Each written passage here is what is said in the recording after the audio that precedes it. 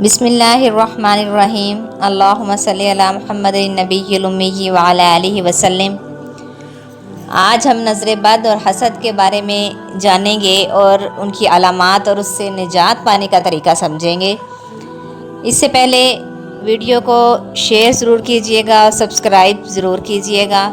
کیونکہ نیکی کی بات کو پھیلانا بھی صدقہ جاریہ ہے تاکہ مزید لوگ اس سے مستفید ہو سکیں۔ بہت سے لوگ نظر بد، العین اور حسد کی علامات کو ایک ہی سمجھتے ہیں، جبکہ حقیقت میں دونوں میں فرق ہے۔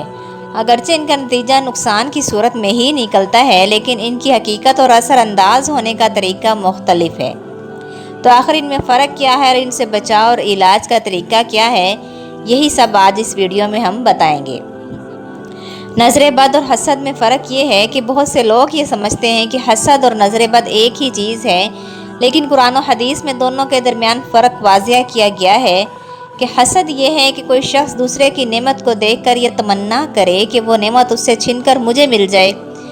یہ ضروری نہیں کہ وہ حسد کرنے والا خود نعمت کو دیکھے، بلکہ وہ بغیر دیکھے بھی حسد کر سکتا ہے۔ حسد ایک خبیث اور بری صفت ہے جو مومن اور غیر مومن ہر کسی میں پائی جا سکتی ہے۔ اللہ تعالیٰ نے قرآن میں حسد کا ذکر شر کے ساتھ کیا ہے، وَمِن شَرِّ حَاسِدٍ إِذَا حَسَدَ، اور اس میں حسد کرنے والے کے شر سے پناہ مانگتا ہوں جبکہ وہ حسد کرے۔ امام ابن منظور فرماتے ہیں کہ حسد کا مطلب یہ ہے کہ کسی شخص کے پاس جو نعمت ہے اسے دیکھ کر اس کی زوال کی خواہش کی جائے، جبکہ نظر بد، العین، نظر بد در حقیقت حسد کی ہی ایک قسم ہے، لیکن اس میں زوال کی نعمت کی خواہش نہیں ہوتی۔ بعض اوقات ایک نیک اور صالح شخص بھی نظر بد لگا سکتا ہے، اور ایسے شخص کو عائن کہا جاتا ہے، نہ کہ حاسد۔ نظر بد کا سبب عام طور پر کسی چیز پر حد تعجب یا پسندیدگی ہوتا ہے۔ یہ ضروری نہیں ہے کہ انسانوں کو ہی نظر لگے، بلکہ جانوروں، درختوں، مکانوں اور حتیٰ کہ خود اپنے آپ کو بھی نظر لگ سکتی ہے۔ نبی کریم صلی اللہ علیہ وسلم نے نظر بد کے بارے میں فرمایا کہ العین حق، کہ نظر بد لگنا برحق ہے۔ ایک اور حدیث میں نبی کریم صلی اللہ علیہ وسلم سے حضرت اسماء بنت عمیس رضی اللہ تعالیٰ عنہ نے عرض کیا کہ جعفر رضی اللہ تعالیٰ عنہ کے بیٹوں کو بہت زیادہ نظر بد لگتی ہے، تو میں ان کے پر دم کر سکتی ہوں؟ تو آپ صلی اللہ علیہ وسلم نے فرمایا، ہاں، اگر کوئی چیز تقدیر پر سبقت لے جا سکتی ہے تو وہ نظر بد ہے۔ نظر بد کے جمع ہونے کا مفہوم، اگر کسی کے بار بار نظر لگے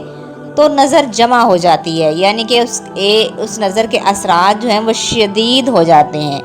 امام ابن قیم رحمۃ اللہ فرماتے ہیں کہ نظر بد تیر کی طرح ہوتی ہے، جو عائن یعنی کہ نظر جس کی لگتی ہے کہ روح سے نکل کر معین یعنی کہ جس کو نظر لگی کہ جسم میں داخل ہو جاتی ہے۔ اگر وہ شخص مضبوط حفاظتی حصار میں ہو تو وہ تیر اپنا اثر نہیں دکھائے گا، لیکن اگر وہ غیر محفوظ ہے تو اس کو نقصان پہنچاتا ہے۔ لہٰذا نظر بد سے بچاؤ کا بہترین طریقہ یہ ہے کہ انسان ہمیشہ اللہ کی پناہ میں رہے اور اس کے لیے ذکر و اذکار اور قرآن کی تلاوت سے خود کو محفوظ رکھے۔ نظر بد کے جمع ہونے کی نشاندہی جو ہے وہ یہ 10 علامات کرتی ہیں کہ نظر بد کبھی واضح ہوتی ہے اور کبھی پوشیدہ ہوتی ہے، جن پر اکثر لوگ زیادہ توجہ نہیں کرتے۔ جسمانی علامات یہ ہو سکتی ہیں کہ بغیر کسی طبی وجہ کے جسم پر سرخ دھبے پڑ جانا، مسلسل پھوڑے، دانے یا خارش ہونا جو کسی دوا سے ٹھیک نہ ہو، نامعلوم بیماریوں کا شکار ہو جانا، جوڑوں میں درد، کمر، کندھوں میں درد، سن ہو جانا جبکہ میڈیکل رپورٹس بالکل ٹھیک ہوں، اچانک معدے میں خرابی ہو جانا، بدہضمی، بار بار ڈکاریں آنا، بھوک کا نہ لگنا، کھانے کو دل نہ کرنا اور اچانک وزن کم ہو جانا بغیر کسی وجہ کے، سینے میں گھٹن اور بے چینی کسی وجہ کے بغیر، دل کا گھبرانا، سینے پہ بوجھ محسوس ہونا، دھڑکن کا تیز ہونا، مستقل سر میں درد رہنا، دوائیوں سے ٹھیک نہ ہونے والا درد جو وقت کے ساتھ مختلف جسم کے حصوں میں منتقل ہوتا رہتا ہے، غیر معمولی جمائیاں آنا اور آہیں بھرنا، خاص طور پر نماز کے اور قرآن کے وقت بہت زیادہ جمائیاں آنا، نیند کی خرابی یا تو بہت زیادہ نیند آنا یا بے خوابی ہو جانا، اور اس کے ساتھ ساتھ نفسیاتی مسائل بھی آ سکتے ہیں، جیسے اچانک غصہ، بلا وجہ خوف محسوس ہونا، بہت زیادہ فکریں آنا یا کسی بھی طرح سے بلا وجہ جھگڑنے کو دل کرنا، اور اس کے ساتھ تنہا پسندی بھی ہو جاتی ہے کہ تنہائی کو پسند کرنے لگ جاتے ہیں،